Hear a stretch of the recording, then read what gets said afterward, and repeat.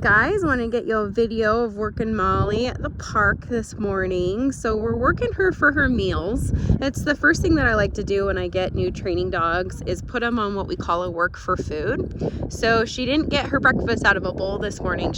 We actually put it in a training treat pouch, and we sometimes add some treats. I added some treats here in addition to her kibble, but I want the bulk of what she's earning to be her kibble. That way dogs don't get like sick, diarrhea, because we're going to use a lot of food. But it also builds a lot of the value of the food and builds a little bit more of this work ethic that we want. So we're teaching her to walk nicely on a leash. So we did a lot of this last night at the house, and today just getting her out at a close nearby park that has some distractions. So there's a walking path. My dog Voodoo's just doing his thing. We're using him as a distraction too. But there's this path that goes all the way through Daybreak. And so often there'll be other dogs. And so she's doing really good working off of Voodoo here. But occasionally, as we've seen other people and dogs, she's very distracted by them.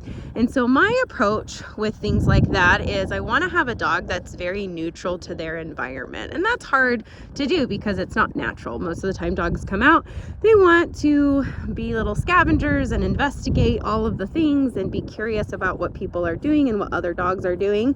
But I find that dogs behave better if their home base is you. So every time they are seeing something, they come back to you, they pay attention to you. We're their leaders, and so we give them tons of direction through life as we encounter things that are weird or scary or exciting. And sometimes excitement we equate to happiness, but in the dog world, it actually is just a dog's brain completely turning off. And so that's where you're seeing the jumping and some of these behaviors that are just not fully wanted, where we're like, I don't want you to jump on me. I don't want you to pick on the other dog. I want you to be calm. You can be playful and happy-go-lucky, but I don't want you to be so excited that your brain is shutting off and you're acting crazy. So that's what we're working on here, is setting the right tone, having her check in with us. This is Alexis, she works with me, so we have lots of people to work with her in addition to me. So she's understanding that the rules aren't just with one human, that it's actually with everybody. Whoever's holding that leash, e-collar in hand, and treat pouch, they're the one that you're working with right now. So it can be really good for her. Sometimes dogs like her have a tendency to parent shop. And so we're working through some of those things where I'll work her and I'll do the same exact exercise and I'll hand her off. And then she's like, well, wait a minute. I want to go back, like right here. I want to go back to Sarah because maybe I don't have to do the things that Alexis is making me. And we don't have to get harsh with it, but we're just going to follow through. We're just going to say, nope, it doesn't matter. Like, you're coming back to me. Good. And that's good. And so right here, we're even teaching her some e-collar. So it's hard to see in the video, but what's happening is as she disengages with Alexis fades out of the picture, and so by moving away from her, and she starts tapping on that e-collar button and using the leash to guide her back. So what's happening, yeah, right there. So Alexis is going to hold it up in the air to show you when she's tapping that button. So what happens is she fades away. Yep. And then Miss Molly here has to re-engage. And so it actually puts a little bit more responsibility on the dog to engage with us because they're responsible for turning that stimulation off. And it can be really, really useful and really, really functional, where we teach a dog, yep, there's a little bit of a consequence, but you understand how to fix that consequence. Right there, she gets a little silly, wants to rub her face in the grass. We're just going to do the same thing. This is all puppy silliness. And so we want to work through those things as she's aging. Nope, we're doing this instead. Good girl. And that's really good to work through because that can help with bossy behaviors, where if she's kind of throwing her weight around and saying like, no, I don't want to do this. Well, we're going to do it, and we don't have to, like I said before, we don't have to get crazy with corrections and be super harsh, but we really do need to be consistent. I think consistency is the number one thing with dog training. So this guy right here, I've worked a lot with him on being neutral because German Shepherds by nature are defensive creatures.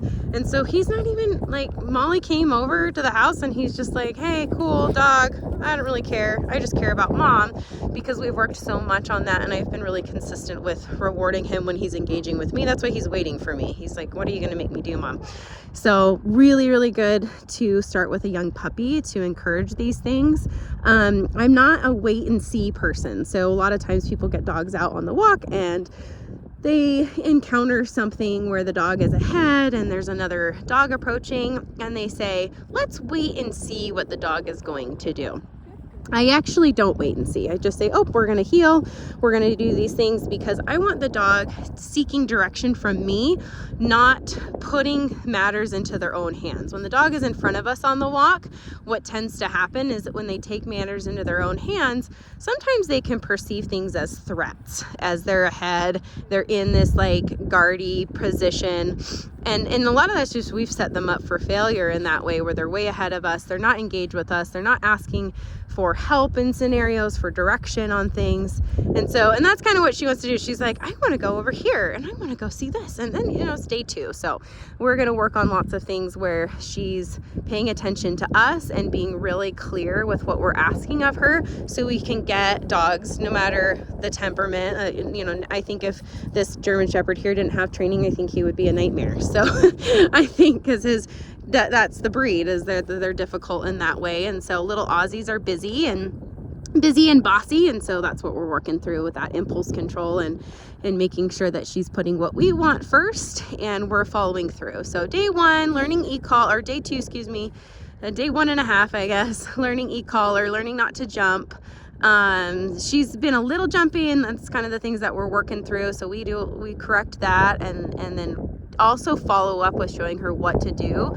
I think that is so profound. Yes, we use corrections and we do it in a way where the dog understands it, but the biggest picture is showing them what to do instead of jumping. So that could just be simply, you just sit and we come meet you down at your level and pet you and love you, but you don't jump on us to seek that and demand that attention. And that's the bossiness coming out, where she's like, pay attention to me. I don't feed into that. I tell her no, and then I show her immediately how she can get attention. And so that way we're not neglecting her, but we're showing her what she's supposed to be doing and reinforcing those good manners. So anyway, she's doing good with the other dogs, as silly as they are.